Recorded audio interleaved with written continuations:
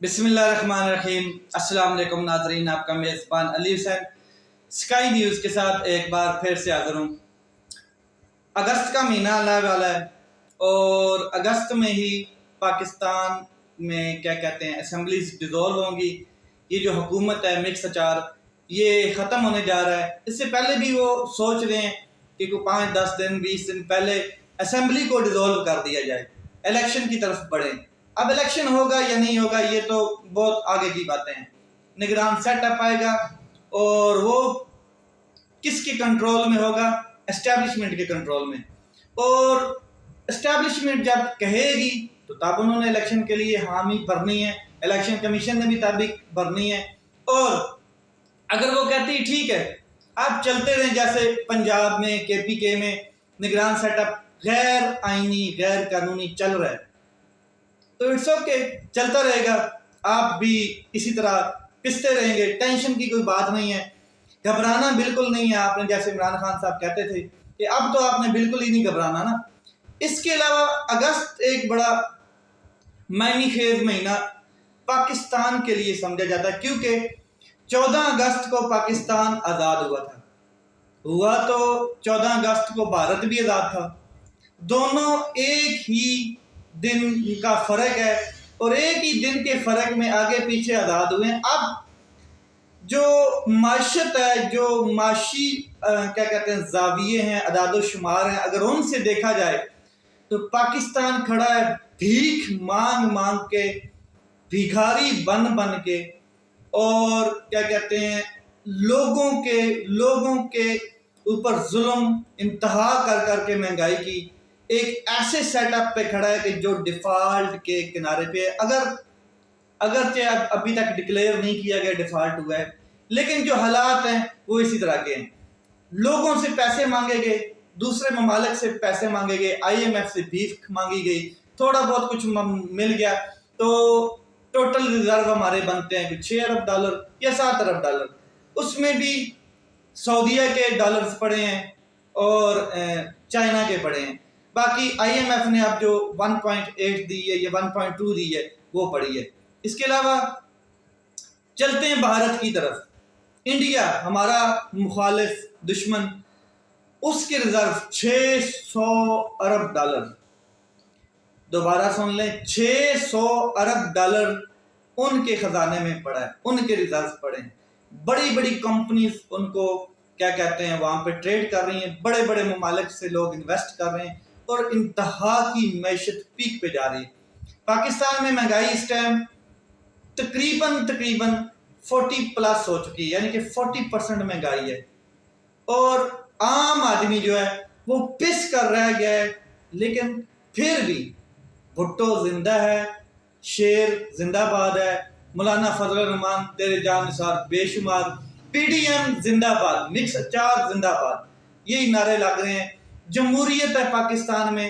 جمہوریت کی ڈیفینیشن آپ کو پتہ ہے کہ جو حکومت ہوتی ہے وہ عوام کی وجہ سے ہوتی ہے، عوام کے لیے ہوتی ہے، اور عوام ہی اس کو بناتے ہیں اپنے نمائندے۔ یہ عوامی حکومت ہوتی ہے۔ لیکن یہ کتنا سچ ہے پاکستان میں، یہ آپ نے پچھلے 70 سالوں میں دیکھا ہے کہ کتنی تکڑی ڈیموکریسی پاکستان میں چل رہی ہے کہ جس کی لاٹھی اس کی بھینس، مائٹ از رائٹ کا قانون ہے، اور ہر بار شب خون مارا جاتا ہے۔ کوئی وزیر اعظم، ایک وزیر اعظم بھی دیکھ لیں جتنے پاکستان کی تاریخ میں آئے ہیں، کسی نے 5 سالہ ٹینور کمپلیٹ نہیں کیا ہے۔ بیچ میں اپنی ڈانگ لے کے وہ طاقتور لوگ بھی گھسے ہیں جنہوں نے دیکھا ہے کہ کوئی اگر تکڑا وزیر اعظم آ گیا، جیسے ذوالفقار علی بھٹو، جیسے عمران خان، اس طرح کے کوئی اچھے ایماندار تکڑے وزیر اعظم آئے ہیں تو ان کو لگا ہے کہ اب ہمارے پلے کچھ نہیں رہے گا، ہمارا بھی احتساب شروع ہو جائے گا، جتنی ہم نے منمانیاں کی ہیں۔ تو پھر ان کو یا تو رجیم چینج ہوا تو یا پھر پھانسی دے دی گئی۔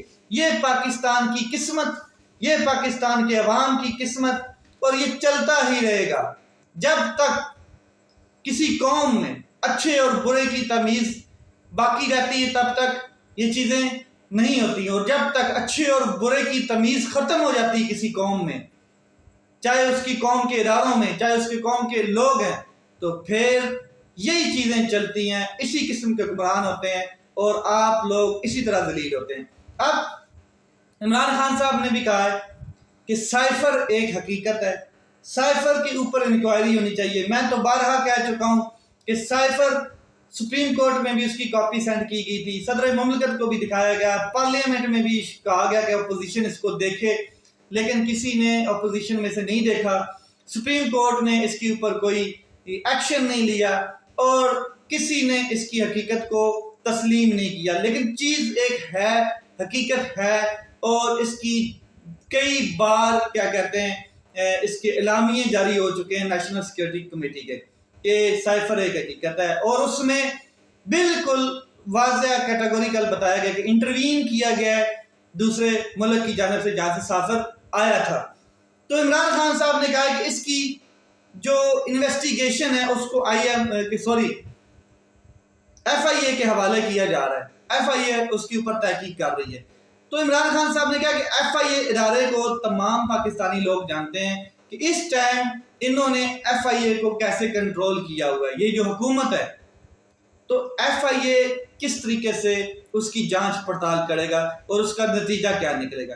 عمران خان صاحب نے کہا کہ میں چاہتا ہوں کہ سائفر کی تحقیقات ہوں، بالکل ہوں، اور سپریم کورٹ آف پاکستان کے انڈر ایک پینل بنایا جائے جو سپریم کورٹ کیا کہتے ہیں کہ چیف جسٹس آف پاکستان ہے، وہ اس کی نگرانی کرے اور اس کی صاف شفاف کیا کہتے ہیں تحقیقات ہوں، اور پتہ چلے کہ کون کون سے کردار تھے جنہوں نے رجیم چینج آپریشن کیا اور اپنے مفاد کے لیے کیا۔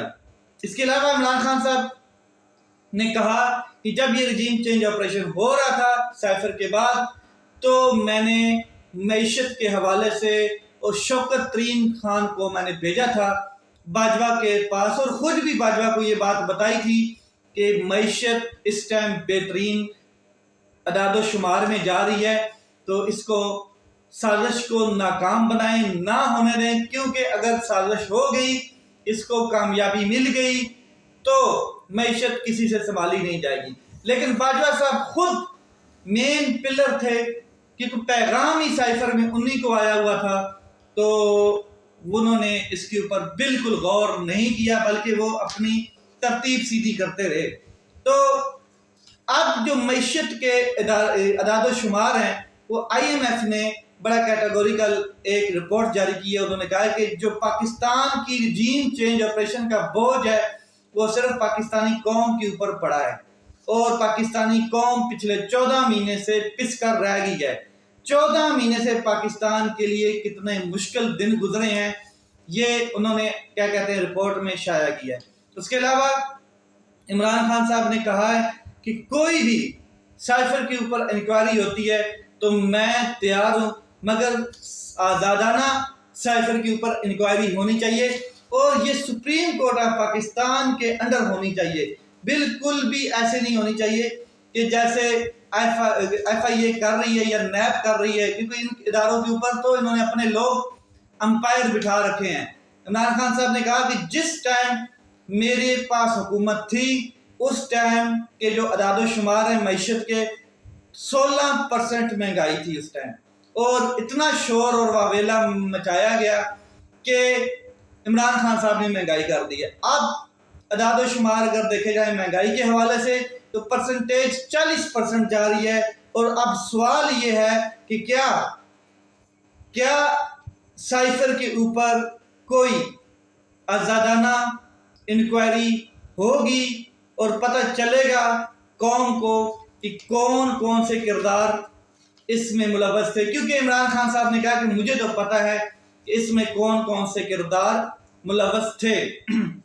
نمبر 1 باجوہ صاحب، نمبر 2 زرداری، نواز شریف، شہباز شریف، مولانا فضل الرحمان، یہ سارے تھے جنہوں نے سائفر دیکھنا تک پسند نہیں کیا۔ تو ظاہر ہے یہ لوگ رجیم چینج کا حصہ تھے اور پوری قوم اس کو جانتی ہے۔ زمان پارک میں عمران خان صاحب نے کہا ہے کہ جس طریقے سے یہ لوگوں کے اوپر ٹارچر کر رہے ہیں، بچوں کے اوپر، اور زمان پارک کے اوپر جس طریقے سے انہوں نے پابندیاں لگائی ہیں، 9 مئی کے بعد جو ظلم انہوں نے کیا ہے، عورتیں بچے بوڑھے ابھی بھی جیلوں میں سڑ رہے ہیں، گل رہے ہیں، پتہ نہیں کس حالت میں رکھا ہوا ہے۔ عمران خان صاحب نے کہا کہ مجھے جس طریقے سے اریسٹ کیا گیا، جس فورس نے اریسٹ کیا، تو عوام نے آئینی اختیار کو مد نظر رکھتے ہوئے جو آئینی حق ہے پرامن احتجاج اسی فورس کے سامنے کرنا تھا، اسی ادارے کے سامنے کرنا تھا۔ تو جن لوگوں نے جلاؤ گھراؤ کیا، عمران خان صاحب نے کہا جو بھی عسکری ٹاور ہے یا کور کمانڈر ہے وہ غلط ہوا، اور اس کے اوپر وہ چند لوگ جو ملوث تھے، سی سی ٹی وی کیمراز کی فوٹو کدھر گئی اور سیف سٹیز کے جو فوٹو تھے وہ بھی نہیں نظر آئے سامنے، ان کو سزا ملنی چاہیے، مگر 10,000 لوگ جو اندر ہیں ان کو کس حساب میں رکھا گیا ہے؟ یہ ظلم کیا جا رہا ہے۔ عمران خان صاحب نے کہا کہ زمان پارک میں ایک نائی ہمارے بال شال کاٹنے آتا ہے، جو اندر لوگ رہ رہے ہیں، مطلب کہ چوکی دار اور اس کے علاوہ خانسامے وغیرہ، تو وہ نائی کافی دنوں سے نہیں آیا، تو ہم نے بندہ بھجوایا کہ پتہ کریں نائی کہاں ہے، تو نائی نے آگے سے ہاتھ باندھ لیے۔ نائی نے کہا کہ بھائی رہنے دو، مجھے کہا گیا، پولیس نے پکڑا اور کہا میرے گھر میں آئی کہ 3 گھنٹے تک 3.5 گھنٹے تک آپ زمان پارک میں کیا کرتے رہے، حالانکہ میں ایک بندے کے بال نہیں کاٹنے آتا، پتہ نہیں کتنے لوگ ہیں جن کے بال کاٹنے آتا ہوں، تو مجھے اتنا ٹائم لگ ہی جاتا ہے، تو اب مہربانی کریں میں نہیں آ سکتا بال کاٹنے کے لیے۔ تو عمران خان صاحب نے کہا کہ حالات دیکھ لیں کہ کس طریقے سے لوگوں کو پریشرائز کیا جا رہا ہے۔ عمران خان صاحب نے کہا کہ کل انشاءاللہ توشہ خانہ کے متعلق میں قوم کو دوبارہ ڈیٹیلز بتاؤں گا۔ لاہور ہائی کورٹ کی جانب سے جو فیصلہ آیا تھا جس کے اوپر کہا گیا تھا کہ تمام توشہ خانہ کا ریکارڈ پبلک کیا جائے، وہ میں نے پہلی دفعہ زندگی میں دیکھا، اور جو انہوں نے وہاں پر انجوائے کیا ہے وہ میں پورا قوم کے سامنے رکھوں گا۔ عمران خان صاحب نے کہا کہ اس ملک کو تباہ مت کریں، قوم میں جب اچھے اور برے کی تمیز ختم ہو جاتی ہے تو قومیں برباد ہو جاتی ہیں۔ جھوٹ کو سچ ثابت کرنے کے لیے ملک کو نقصان پہنچایا جا رہا ہے۔ 164 کے بیان کے اوپر عمران خان صاحب نے کہا کہ لوگوں کو مارا جا رہا ہے، لوگوں کے بچوں کو ڈرایا جا رہا ہے، فیملیز کو ہراساں کیا جا رہا ہے، لوگوں کو اذیتیں دی جا رہی ہیں، صرف اور صرف 164 کا بیان لینے کے لیے۔ نامعلوم افراد کی جانب سے 2 دن پہلے شہریار افریدی کو اڈیالہ جیل سے نکال لیا جانا ہر لحاظ سے غیر قانونی، غیر آئینی ہے، اور اس کی میں مذمت کرتا ہوں، اور یہ صرف اور صرف اس لیے کیا جا رہا ہے تاکہ 164 کا بیان لیا جائے۔ لیٹس سی آگے کیا ہوتا ہے۔ اپنا خیال رکھیں، اپنے بھائی کے اس چینل کا خیال رکھیں۔ پاکستان زندہ باد۔